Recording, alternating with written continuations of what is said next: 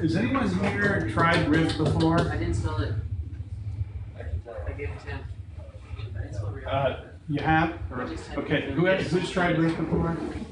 Okay. How many of you raising your hand have a PC or laptop or some device, maybe your iPhone? If you want, or if you could, this is a little quickie survey. It's anonymous for user experience on Oculus Rift, and it just asks you a few questions on what your experience was. And then we can play back the results at the end if we can get the temperature down in here. But please take the survey if you can. Again, it's anonymous. If you want to get a copy of it, just sign your name at the end. You don't have to, but we're trying to assess. It's just Dev Kit 1. It's not a geeky, it's just an experience survey. You know, what were your impressions? I think it drives a lot of what we're going to talk about today. Okay, we always delay a few minutes because people in the game world are messing around. So how many of you, this is your first time here? Oh, great. Okay. Just give me 1 second. I'm going to see if there's an offer out there. I want to check and make sure it's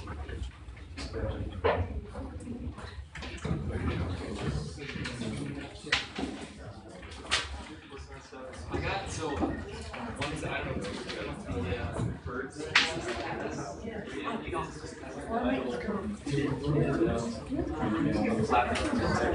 So I got that one.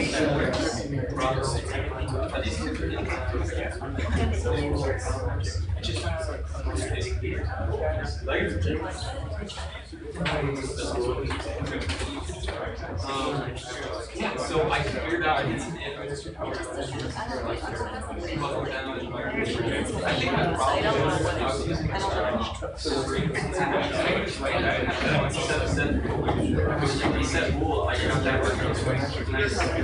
Okay, if anyone parked in the Omni basement, hello? Anyone?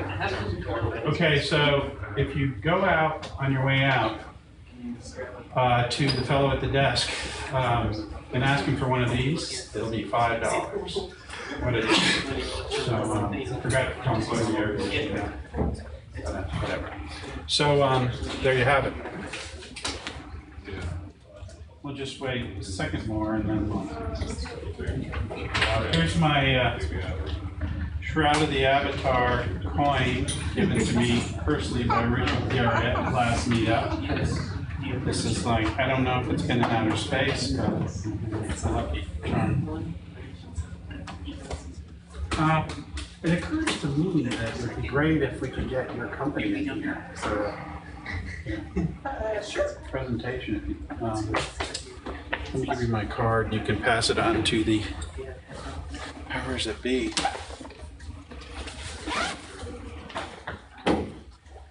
If you want, you can, a few of you just, if you want a demo, just, this is like a science fair. There's Ghost Machine over there, Neil Nellens, who'll be talking today. Nellens, I mean, and Aaron Lemke. And then, it's locked in your name for some reason. We are Reality Unleashed. Reality Unleashed. And then you are?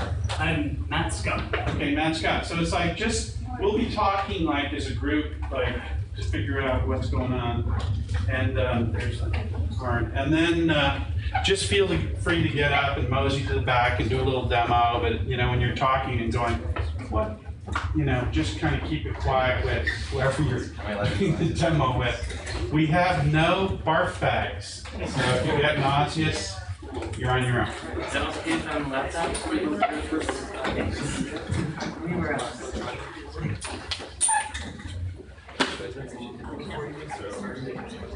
Okay, I guess we'll get going here. I'm just going to kind of facilitate this tonight because it'll be a little chaotic. We didn't know how many people are going to show up. There are four, as I said, 4 Rift setups there. So one of the most common reasons that people haven't seen Rift is because you go to these trade shows. That happened with you, Michael. You know, I have gamers and there's a line around the block, you know, and there are people sitting there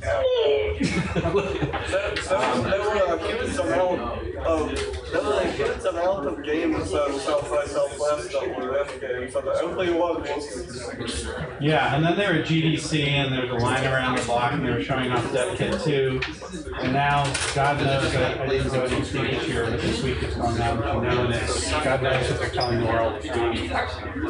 So, my name is Burns Hollyman, and one of the organizer of the group, and we started this less than a year ago, and we've got a bunch of members. We don't really have any real focus. It's not a geek group, although we do talk geek when we have to. But we had one guy come and present from a large company, and he was talking about APIs to get calls, you know, to their commerce store, and it got, you know, he was going down through so we had to focus on this is Capital Factory. They were one of our sponsors, and. He's really real. If you're not familiar, who's new here? I mean, at this space, you ever been in this space? So this is Incubator, one of the many incubators in town. This is the incubator that Obama came to when he was visiting Austin, trying to tell the world that, you know, entrepreneurial is where it's at. It was started by Joshua Bear, and it was in high tech. And if you have a startup, because I'm telling you all this, is go to their website and you can apply if you're doing a startup here. They have space, they have, you know, they get you resources like lawyers, accountants, or, you know, there's some mentors associated with it, and it's a pretty good place to be if you just want to start up a business with zero capital, basically.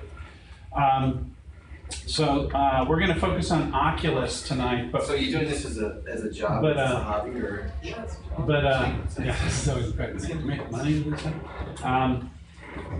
We're going to focus on Oculus, but we're going to talk about VR in general because the whole field is exploding with a lot of other entrants. Oculus was sort of the first kids on the block, most recently in the last few years to come along. So that's what we're going to do tonight. We'll look at some demos, and you know, we'll have discussion, like, you know, because everybody's got opinions about this stuff. But before we do, would you like to stand up? We have a hiring opportunity here. People always ask how you get in the game business. This thing we're going to talk about is one of the ways. So just real quick, I don't want to take up too much time. My name is Fiona. I work at Certain Affinity, which is a Microsoft development studio here in Austin. And we are looking for some experienced QA testers right now. So I just wanted to take advantage of the moment before everyone starts looking at OR to see if anyone in the room might be interested in talking to me. I have a stack of business cards here for our QA manager, Kyle Uberman, and I told him I would be here tonight. So if any of you might have an interest in either short-term or long-term QA testing on AAA console products, just talk to me. Also, one of our senior QA testers, Mark Mesa, is here in the room. So if you want to find out what it's like to work at Certain Affinity and do QA, please talk to Mark or talk to me. They don't have any impressive titles they're working on. Call of Duty, Halo, I mean, and they've been around, and it's an incredibly impressive company. So, hell, quit your job and come. Thank you. Well, thanks a lot. And we're going to get them in. If there's any sort of theme to this whole meetup, it's that we tend to focus on the business of the game business and startups and the entrepreneurial dimension. There's, you know, an amazing Unity meetup and an IGDA meetup that's just started. So there are a lot of meetups, and they're all kind of linked. What I wanted to do first was tell you about something that is being planned. There's a Unity meetup group run by Robert Brackenridge, and I mean, he organizes it. It's at a really classy place called Mr. Tramp's, and you could sit in the room and have fantastic cheeseburgers and Guinness, and it looks like you get chewing gum on your butt, but you don't. And it's a really well-attended group of people, even if you're not a programmer and you have no clue. Just showing up there for the Unity meetup's great. Well, anyway, we have partnered with Robert, and there's going to be, starting on the 24th, we're going to use the Unity group, the kickoff, for a weekend Texas VR Jamapalooza. So it's going to be one of these code until you drop over the weekend things. We haven't picked the location for the actual place where this will happen, but there'll be people from Unity there. The idea is to have it sort of Unity focused, as well as some peripheral devices, and I'll show you some of them, one of them in particular tonight. So that's like one big thing. The other thing is we're starting a separate set of meetups, one here, one in Houston, one in Dallas, called something like Texas VR. I forget what it's called. It's on a meetup. You can join them. And one of the things about Austin, as you know, it's a game center. But the center, what we're trying to do is put Texas and Austin on the map for virtual reality. The other competency area where there are a lot of people doing it is Vancouver. So, and there are a few in San Francisco, obviously. So what we're really trying to do is get everyone to get that Austin and Texas in general is very hot in this area. Of course, Palmer Luckey announced, you know, the original Rift thing at South by, and he comes through here all the time. So we may try and get him in here, but he's probably counting his billions of dollars and doesn't talk to mortals like us anymore. No, but seriously, he'll come, and of course, we hope that'll be a big deal. So check out the VR meetup, and you know, this Jamapalooza. You don't have to be a coder, but there'll be people doing the classic hack thing. What are we gonna do tonight? We'll have demos all night, so you can just get up when your butt's killing you and go to the back. We don't have any. We start roughly at 7 when people mosey in, and we just go until 9 in theory. We have to be out of here at 9 because they literally have to stay late if they don't. So we'll have demos all night, and then just some discussion about VR in general and Oculus Rift, which has been more hyped than Lady Gaga or Cupid dolls. I mean, it's really, really been hyped a lot. And what we want to do is try to get to some of the key issues. Like you know, I keep saying virtual reality is a lot like looking, if you're in the film industry, at a movie camera in 1905. The first thing they did with the movie camera was take it into a movie theater and film plays. You know, and that's sort of the stage we're in now. There are a lot of reasons for that, but then it was Billy Bitzer, you know, took the camera off in the Great Train Robbery and moved the camera around, and after that, and we had cinema. So that's sort of where we're at right now as I wouldn't call it an industry, but as a phenomena. Then we'll have some presentations from everyone in the back at the science fair here. Isn't this like 8th grade science fair? Oh wow, look at him. He has a flowing lava now. And then the survey thing on SurveyMonkey would be really great if you'd fill it out, because then we can just show you the results live here. And basically the survey is trying to answer a very scientific question about virtual reality, and specifically Oculus Rift. Does this suck or not? You know, or is it really great? You know, trying to add a little bit of science to it. We have enough people that are representative from a user experience perspective, but having more wouldn't be bad. This is being streamed. I think it's being streamed live. Yeah, the lights on. And then if you really want to geek out and tweet stuff, you can go on to, you know, #Rift, and everyone in the Oculus Rift world will. Who's doing a search on that hashtag will, you know, be able to groove along with you. So when we get to the discussion stuff, and it's throughout, this is like totally interactive. We just want to talk. I'm going to just do a quick flyby on the current situation with Oculus and VR in general, and then an open discussion around the challenges around VR, and I think having some of the presentations will be a good place for that to happen. And then, you know, Rift experience extensions, that's like devices, right? We're going to look at Verilex's thing, and do these make sense? You know, I mean, there are all sorts of ideas that people have, and there are all sorts of cockamamie Kickstarter campaigns around different extensions to the thing. And then we'll talk about VR and Rift. I mean, I don't think anyone at the top of this, Palmer Luckey, is the first to say, I don't know. You know, I don't know where this is going to go, but let's put on a show and see what happens, and anything else you want to talk about. So please make it highly interactive. If you're not familiar with Oculus Rift, or if you are, this will really bore you, so I'll go really quickly. But as you know, Palmer Luckey did this. I don't know if it's true or not, because he's got a garage story myth, like they all do.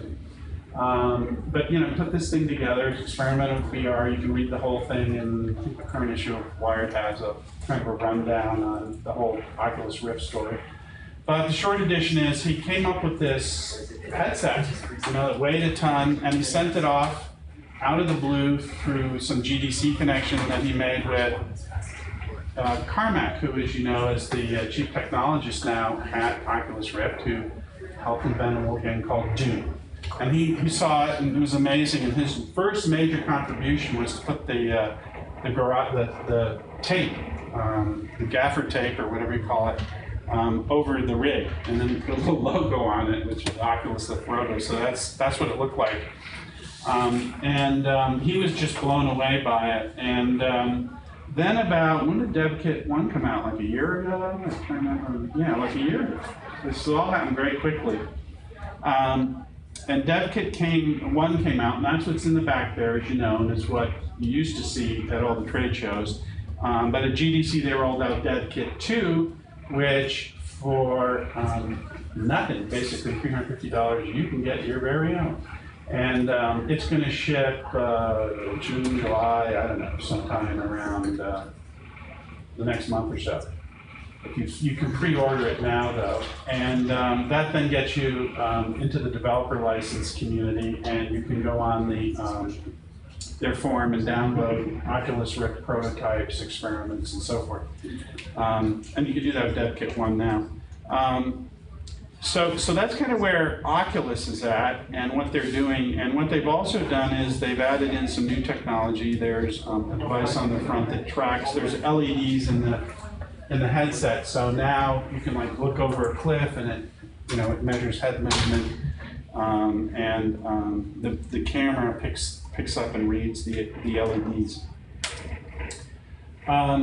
This is a quick history of all of this. You all know this. The biggest thing, so Palmer Luckey, like 2.5 years ago, is in his garage and he's sending the stuff off to Carmack, and then he gets funded on Kickstarter. I think he wanted $250K, and he got, I forget what. Again, read the story in Wired, and then all of a sudden around, when was it? Christmas time, fall? Yeah, all of a sudden, but I mean, they started talking just before the holiday season, I think, and boom, Mark Zuckerberg sees this thing and he says, this is the future. And here, you want $2 billion? And boom. They didn't say no, and a lot of people who contributed to the Kickstarter campaign got pissed off at them and said, dude, you sold out. No shit, $2 billion. But you used my money. I gave you money, and it was going to be like, we're going to be down with each other. So there was that, and people are getting over that. So that's what happened, and then the question became, well, what the hell is Facebook going to do with it? First question is, what the hell is Facebook going to do? But what the hell is Facebook going to do with this thing?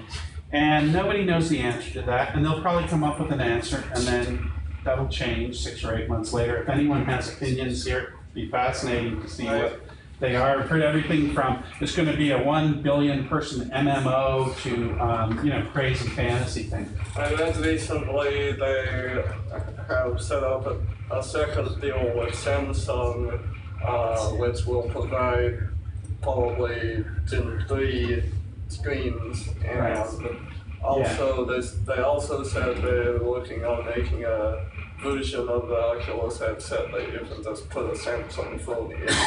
Yeah, so they've also been talking about, we've seen some video with Oculus Rift, 360-degree video and stuff. And there's a lot of experimentation going on, and we're sort of at, the first phase of this, because there are a lot of design constraints, like walking, for example. It's really hard to walk. I think the magic number is 1.5 meters per, whatever, I forgot the units. You can't walk it fast, you throw up.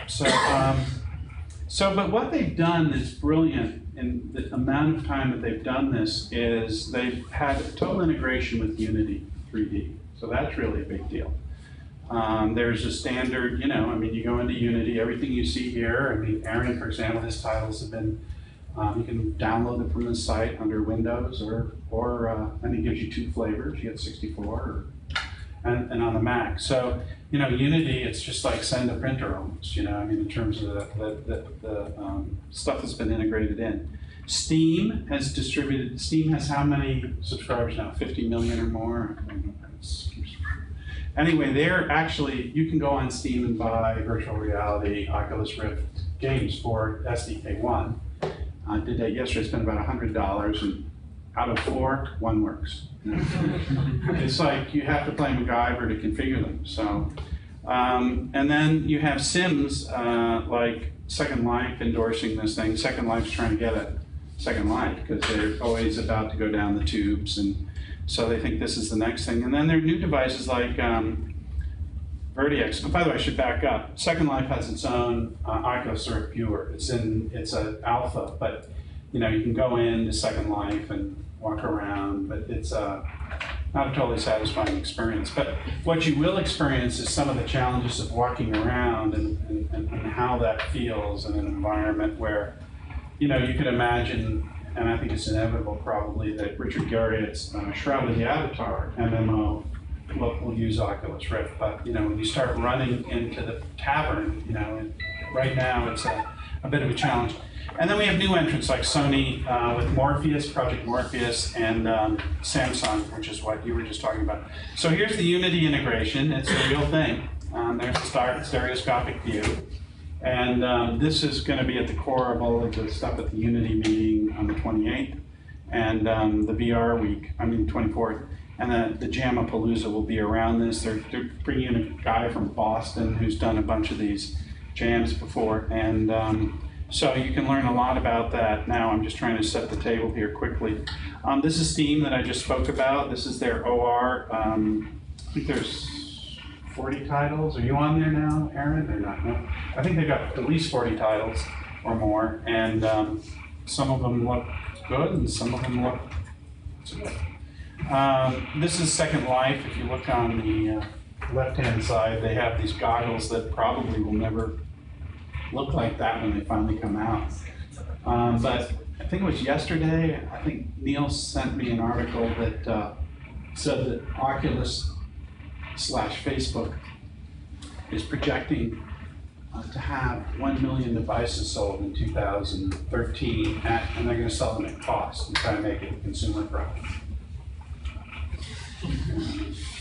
That's a mighty ambitious thing to do. We'll see if they can do it. 16? What year? 2015. And then, oh, we didn't do Samsung yet. So this is Vertx. This is a crazy, I'm actually going to show you what it is right now. It's a really amazing gizmo that costs a lot of money. I guess it would get me to go to the gym if there were one in my gym.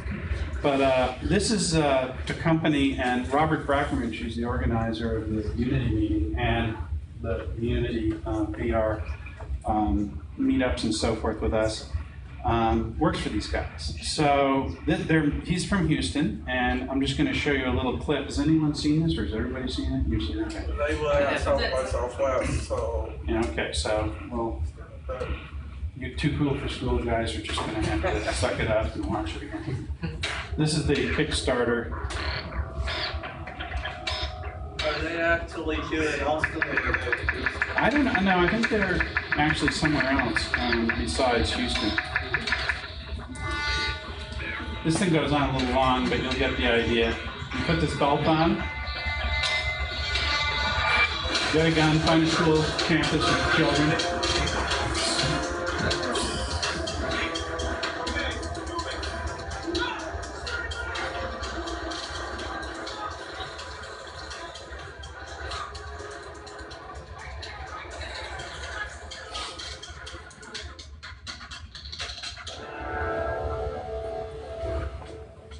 Just don't let other people see you. It's funny how many people look. Hi, my name is Jan. I'm a developer of the app.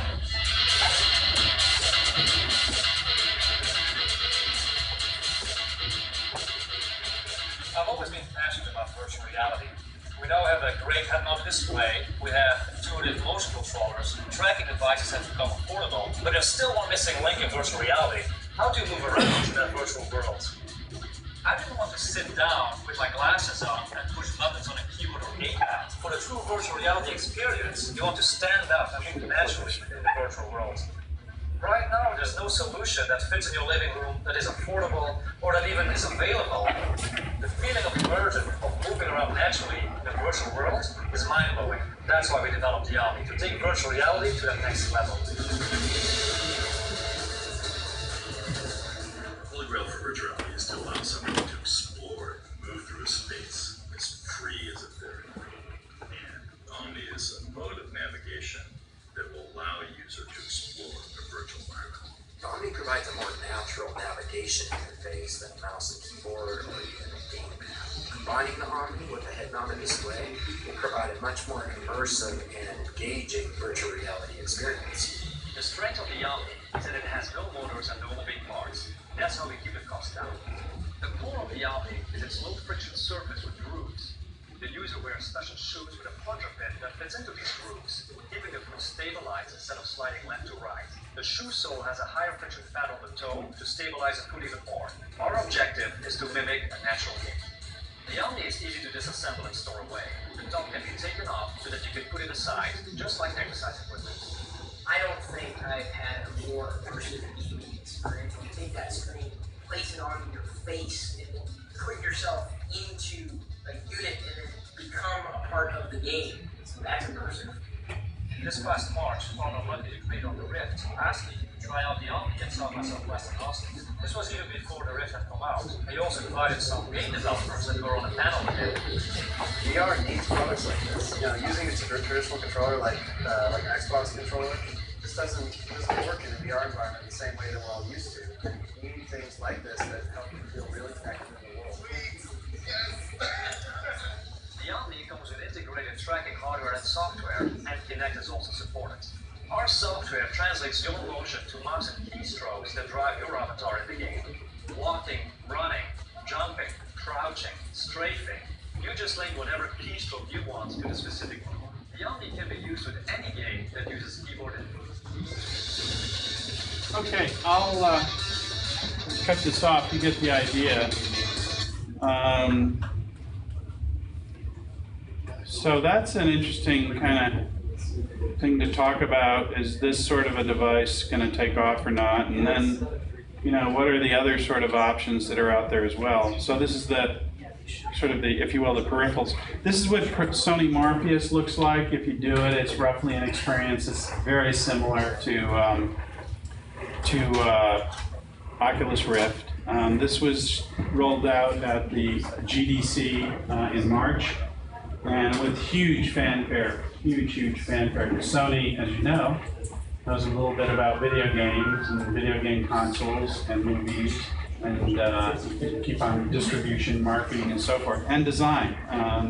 The first thing out of the box didn't have tape on it, you know, so they're going to be a formidable competitor. But like Oculus Rift, they're not hyping it. They're going, we'll see what happens. We don't know if this will catch on. It's experimental, and they've got a very small developers program that's, I think it's probably easier to get into the NSA than this program. Well, it's really easy to get into the NSA, it turns out now, because there's no good.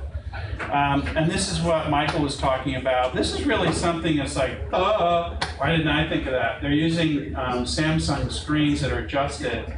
And so, you know, you take your Note 3 or whatever, your Galaxy 5, and you just slip it in. It's like an old stereopticon from the 1880s where you take the stereo photograph. That's all it is. Because, you know, the rest is just plastic lenses. Those are just plastic lenses. It's cheap stuff, this casing. So, Probably actually mentioned that even early on when he was at South by Southwest, even the first time, he was talking about getting it working with Android. Yeah, so, you know, that's a supercomputer. I mean, every mobile phone isn't, I mean, it just happens to have voice on it, so we call them phones. It's like calling a radio a wireless, you know, you name technology, about what it does. It's different from the old technology. So and they're building software into the phone, and it's going to allow you to, tilt and move and use the accelerometer of the phone. And one of the other problems with VR, and you'll see when you use the devices, is you can't, like, where is it? Hand me the controller. You can't see anything. So there's a camera. They could theoretically have a display. The speculation in terms of the content is it could be video, it could be a lot of things. It doesn't necessarily have to be a game. So it's not clear, how you would interact with the device. And that's the other thing is, okay, I've got this on my head. What do I put in my hands? And then, pardon me? It's a bit bulky with, say, a Google Glass.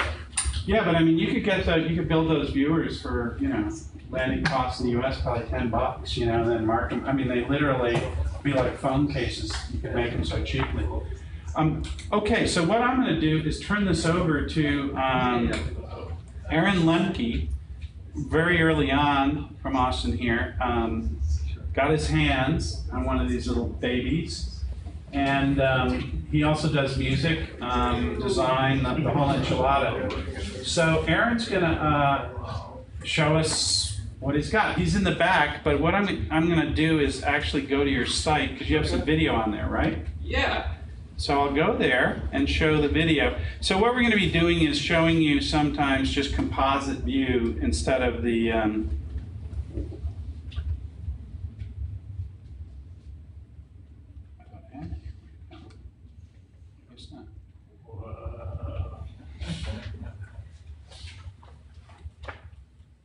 So Aaron, why don't you come up here and tell people what you think you're trying to do here at this crazy technology. I'll just, while you're talking, I'll show the video. Where is it here? No, play through videos. Yeah, I think there's a guy playing through it. So let's take your, which one do you want to do? Yeah. Okay, here you go. The sound, we gotta get the sound. Oh, wait. Hold on, this is annoying. Maybe this will. Maybe this does.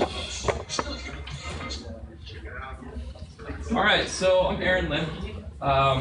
I call myself Unello Design because it sounds like more than one person, but really it's just me. This game, Eden River, it's kind of a relaxation game. There's a ton of horror games out there for the Rift, but if you play them, they're really scary. Like, I can't even play some of these, they're so scary. So I guess this is kind of like a counterpoint to those games. Something slower paced, more relaxing. Yeah, and I'm also interested in the question, can we make virtual nature experiences that have some of the benefits of real nature? So that game is in the back, right over there if you're curious. Let's, here we can show a little. This is actually an older version, but it gives you an idea kind of what it's like. Yeah. So there's no monsters, there's no blood. It's just a chill experience. Some relaxing music that plays. And it's gotten a pretty good reception. I have another game that's kind of like a moon space adventure game, and people like this one more than they like that one. I don't know, there's just something about virtual nature. Yeah, there's little flowers you can collect. Each time you get a flower, it adds a new track to the music. That's actually not in this build, but this build has a bunch of birds that you can sort of fly with. They'll come fly with you. There's some fish that come hang out with you. Yeah, it's super fun. The other game I have, I don't have any video of it, but it's kind of like VR Fantasia.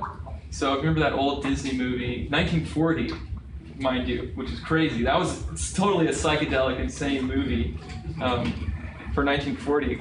But yeah, the basic premise is just, sound made visual in virtual reality. So there's a number of tricks that I figured out in Unity to make that happen.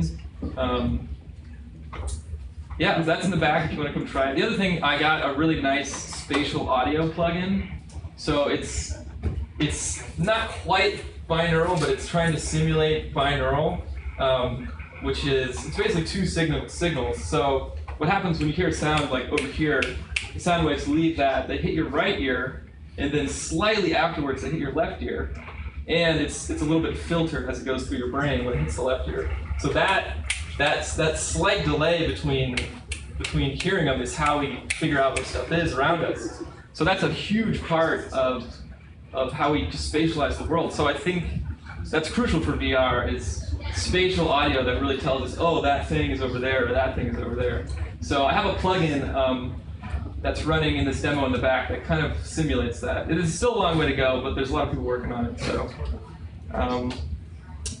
yeah, I guess that's it. I don't know. I don't really have a presentation. But if you have any questions, I guess ask them or come talk to me. Yeah. Thank you.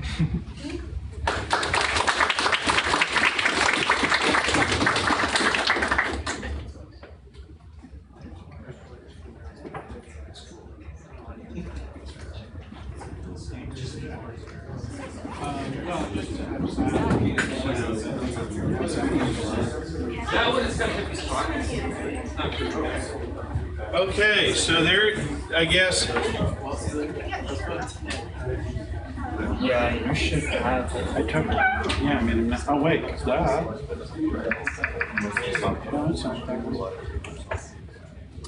Because you're on the.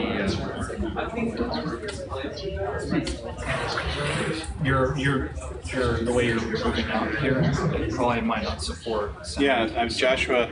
Joshua doesn't. I ran into him. He said it just as airplane. Yeah, go ahead and use airplane with that. That would actually be good. And then we'll still need to change the input.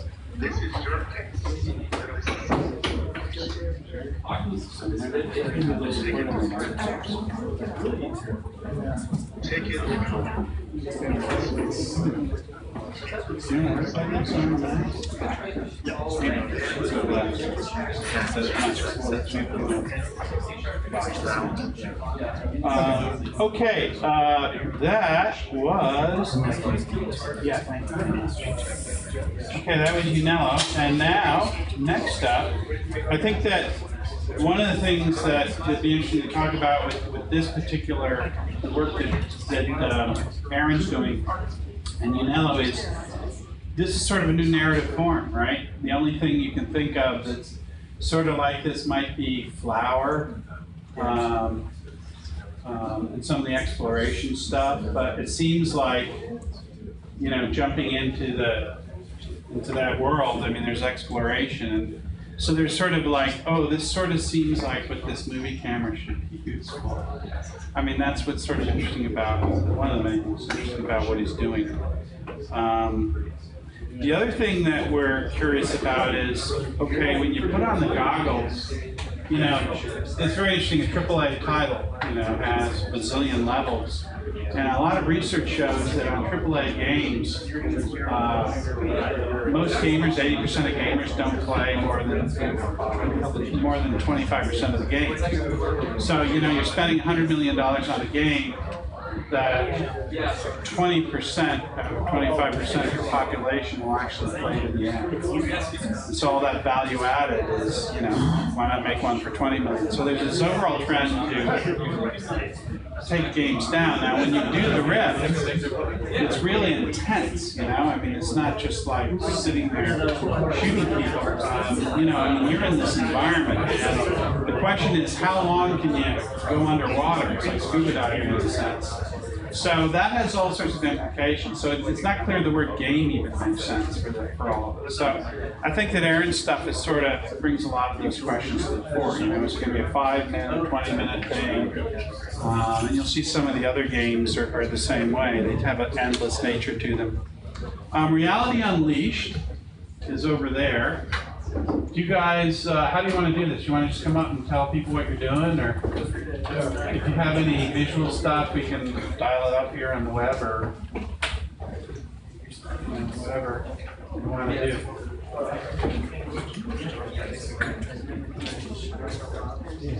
So this is Reality Unleashed. I feel like I'm running an amateur hour talent show. I didn't really plan for this, but Yeah, our game was a product of the Game Jam. We spent 96 hours making it. Came together with a couple ideas in mind, talked about it, discussed about it, decided on one that sounded fun. We ended up doing a kind of like Godzilla is destroy the cities, burn down some buildings. The original idea is an image of a kid destroying blocks, knocking the blocks over. So from that fundamental fun feeling that everyone's experienced at some point in their life, we hope to show in destroying a city. For the first demo, we did Austin just because so we thought it was cool. And it was a big challenge, and it was a lot of fun. A lot of times, I was the only one programmer, only one character artist, a couple environmental artists. And then everyone else just filling up the spots, doing stuff they haven't done. Yeah. I did the effects, I haven't done effects before, so. Yeah, a lot of new hats being worn, Yeah. so big learning curves and stuff. So now, were you guys, just, how long have you been doing Unity or programming or art? So we're all at the Art Institute, and we started Unity maybe about a year and a half ago. Yeah. And I picked up programming about a year ago, and I got my dev kit about 8 months ago. And I've been playing around with a lot of rapid-fire prototypes, a lot of stuff unpresentable. So this was the first time where I rallied up a team and we got together and decided that VR is an opportunity and that it was time to make something. So we plan on doing it again, continuing our game jams and bringing more people together. Where did you do that game jam? We did it in one of our houses. Yeah, just Yeah. Let's do it. So yeah, not really a contest game jam, more of a just like let's go hardcore for a couple days, and so it's a lot of fun. But yeah, I've made maybe like 5 Rift demos, but a lot of them are just very experimental, playing out different ideas, some racing stuff, some soccer-like stuff, and just to get a feel for VR, because we believe that it would be a waste of time to spend a long time on a project without fully experimenting all the opportunities that VR provides. We're also going to try and use Unreal 4 and try out their new VR stuff that they got set up in there. So I've been using it since it came out, but Devin just got it, so he's going to still go through it. So you're in Unity and you know Unreal? Yeah, we know both. Yeah, but yeah, we've also been looking into the Leap Motion. Got some very basic demos for that going, and the 6 Sense controllers. So really looking forward to the new wireless versions when those come out, and the new Leap Motion SDK that launched back at SVVR. It's looking really promising. So some cool new tracking stuff to play with. Yeah, yet to find something with Leap Motion. I keep downloading stuff and it's found the Nirvana yet with it, but yeah. In fact, I wrapped it up. I have a big box called a MacGyver box. It's in there. Yeah, these control VR guys look a lot more promising than Leap right now. Yeah. Looking forward to those. Okay, so you're over there. They can see Godzilla running around Austin. Do you guys have a website? No. Right now we're a group of friends and hopefully They've unleashed reality. They don't need a website. Okay, so next up is Ghost Machine. And full disclosure, I'm involved with Neil with Ghost Machine. Ghost Machine's focused on a whole bunch of games that Neil and Tiny Utopia built that were mobile, which are racer arcade games, broad genre, broad mode. It's like, who needs another zombie game? Who needs another racing game? Somebody does. So, Neil, what Ghost Machine is doing is coming at it with sort of a AAA core look and feel, highly realistic, known genres, cross-platform, and I think Ghost Machine, we don't think of VR as, we're not Oculus Rift developers. We're doing VR, and we'll do it across all platforms, and it's going to be everywhere. But we think headsets are going to be, these are headphones. It's going to be like, we're not talking Ray. So the games that, this is the first catalog of stuff, and you can see any of this in the back there. Motorsport VR, which is a racing game. When you crash, the physics are pretty realistic. When you crash on the side, for example, first time I crashed, you crash, and this is by the way, we'll talk about that in a minute, but when you crash, you look up at the tree and there's leaves that fall off the tree, you know, so there's a lot of physics in there. The problem, of course, is, and this is a problem generally, is that the speed, you know, on the board, you have to have a very powerful graphics boards driving. So we have that on our Alienware back there. We use powerful graphics boards to get in a portable. It doesn't look halfway as cool as it does, you know, PC. So, you know, that's the other thing. I feel the need speed is one thing that's happening with virtual reality. Let's get those cycles up there. So that's Motorsport. Super TT bike is a MotoGP type deal. Super bike, get out, drive around.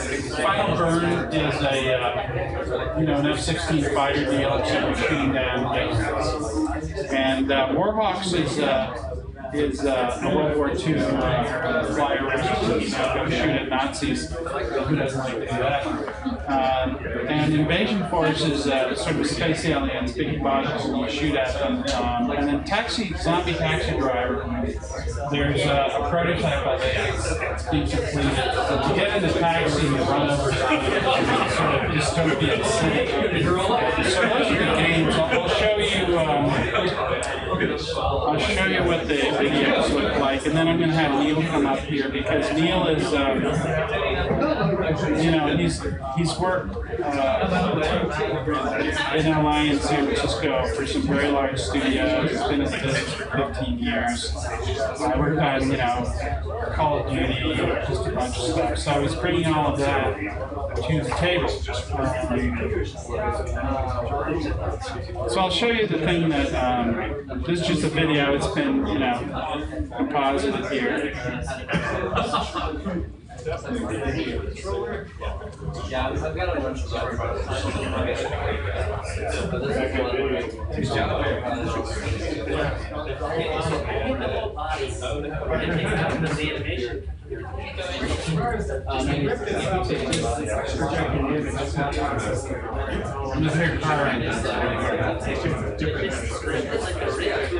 So what you've got in a lot of these things, when you get in, you'll see displays that come up.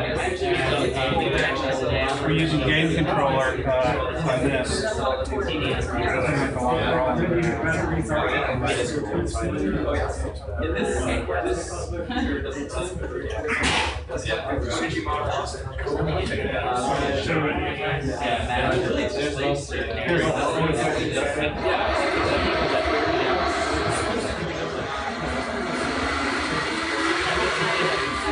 So it's fairly photorealistic.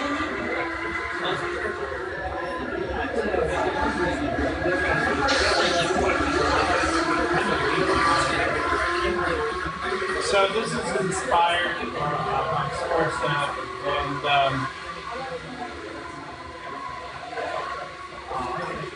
you're on the right-hand side of the car. Now, if you're in the car, if you go back and check it out, if you're in the car, you know, you can look around the back seat and go, oh my God, I brought the kid for the ride. You know, I mean, the seat's empty, but I mean, you can see in back of you, you can look up, you can look out. There's one that you can download from the Oculus Rift store when you the guy's hands literally, oh my God, it makes no sense. And you turn around to the back and you see a headless driver. You know, a little bizarre. So, they're very much a AAA kind of feel. And it's endless. You can just go, you know, round and round and round. If you look at this on a PC, and this being built for PC release, it has been built. It hasn't been skinned. I don't know who distributed it, but the trees are pretty real. And then you've got lens glare coming down, and then of course the rear view mirrors are. So if you look back, you literally, turn your head, if you're crazy enough to do that while you're driving, you will see that in the rear view mirror. So that's that one. And Neil will come up here in a second talking about all of them. This is the, okay. crazy kids driving. Now this is this game's a cheat in the sense that real TT people drive at twice the speed that's on the bike here.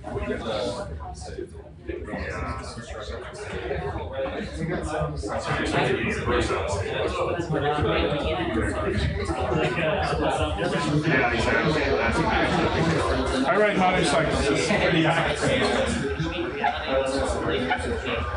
And again, you can look around. It's a cloudy day.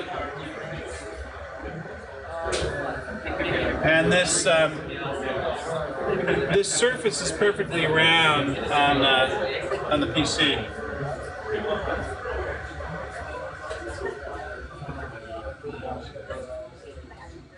Now, if you're looking at this, I'm getting a little nauseous. I mean, I got nauseous when I played Halo. Right? So there's that, and then you take it to VR. So one of the challenges is, the feeling around concept, having something in the front really helps in the same way that when you're on a boat and you look at the horizon, it's something to orient you. You always need something there. So, yeah, so is anyone here getting a little... Yeah. That's interesting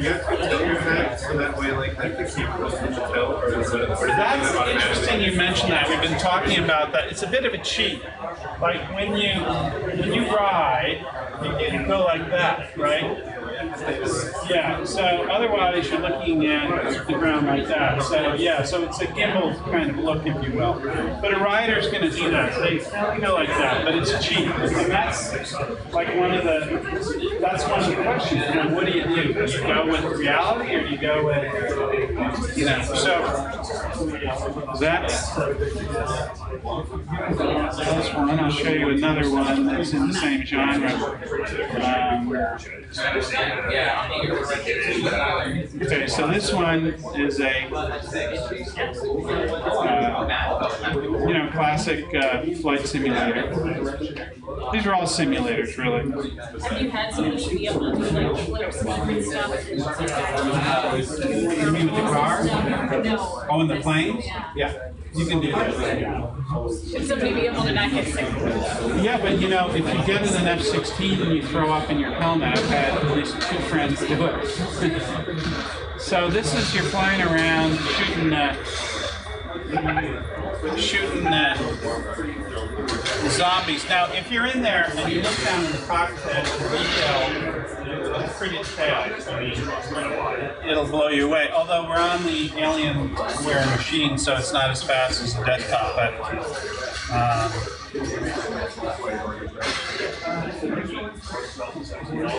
anyway, you get the idea. The other thing is, in terms of control and input-output devices, how much stuff you layer on this, you let it sort of auto-drive, or you have 50 control. They've done flight simulators, some of them X-planes, for example. It's like a real airplane. You have to do about 20 or 30 things to make it fly. It gets frustrating because you're always crashing. I mean, it's just a classic video game thing. I mean, you want to respawn every 2 seconds before you get cut. So that's one. It's fun. You don't get nauseous on this one, which is sort of interesting. Now, Warhawk is same thing, same basic mechanic, but you're going slower, so you don't get it. And you're shooting down Nazis. I don't know that we have a invasion force. Video. No, we don't have video. Anyway, those are some of the views, and then let me do my personal favorite. This being built. Oh, there's no video. This is Zombie Apocalypse, where you drive around this dystopian, burned-out city and run over zombies when they show up. So that's Ghost Machine, and I'm going to have Neil come up here because he has a really deep technical understanding VR on a lot of them. And because he's done AAA games, you know, he's looked at a lot of games. It shouldn't be there. And that's one of the other things about VR in general. There are a lot of people that have AAA games, so they come to it with a game that's, you know, it's like the experience of goes down, like the real stuff.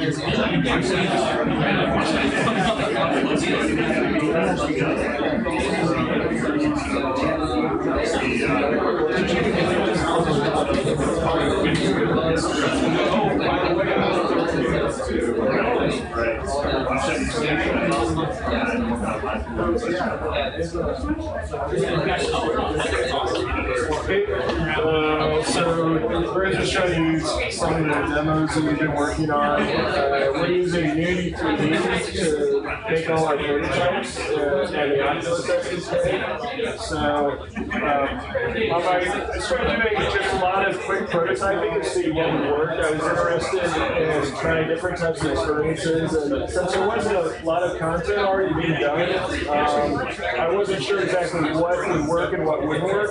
I noticed a lot of people were using the Oculus character controller, which is a rig that attaches to the Oculus software that allows you to move around in 3D space with either the keyboard or mapped to a 360 controller.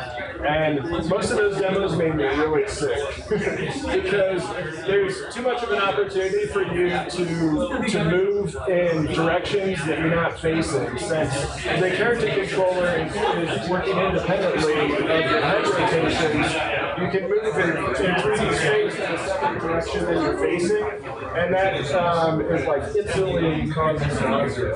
So one way that I thought that I could fix that is to basically parent the Oculus camera to a vehicle. And by having a vehicle, that seemed to be a lot less disorienting for me because your brain's already familiar with the behavior of a vehicle and how it's going to move, and it is separate from your head movement. So by doing that, it seemed to minimize a lot of the discomfort that I had by doing VR stuff. Saying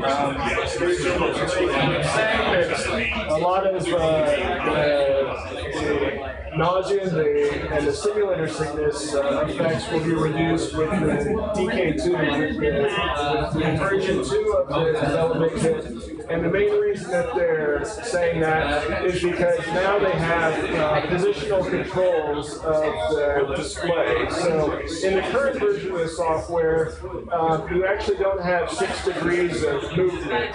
You have yaw and tilt on the headset, but it doesn't predict how far away you are from the camera, from the computer, or left and right movement. So by having a camera that tracks the head-mounted display, the software is now able to determine in a 6-degree axis where the viewer is in relationship to the camera. So it allows more natural movement of the head and of the body. Right now they're saying that range of motion is between 8 feet of depth and 8 feet of width.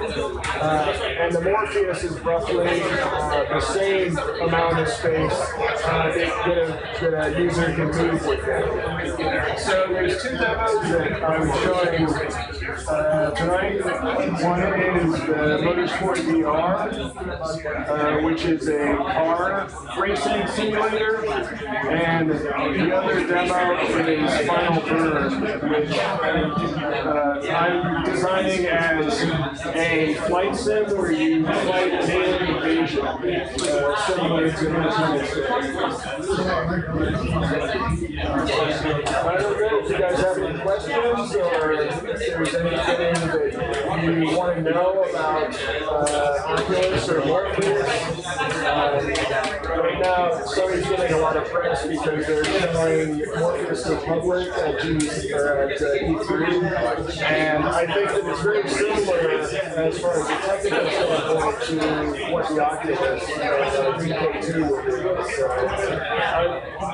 these folks systems to see what they were demoing, and they basically have the same resolution, roughly the same weight. The main difference is that Sony's trying to integrate more of their third-party devices like the Move and the Eye camera to integrate into their PlayStation ecosystem, and Oculus is primarily focused on the head-mounted display, and is many third-party developers worry about the input systems and additional tracking systems.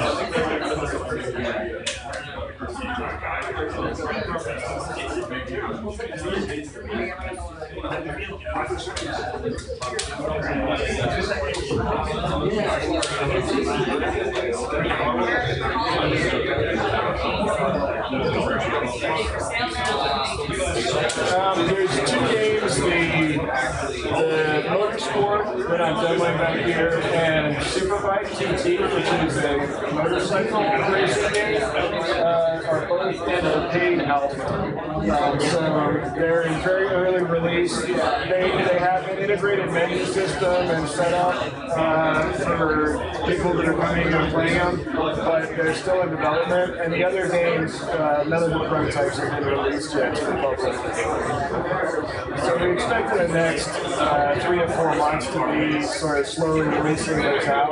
But right now, we're primarily focused on Motorsport to get that to a retail version, while more people get development and hopefully has a consumer release date. So it's easier to plan what your marketing strategy is when you go retail. No, not really, but I'm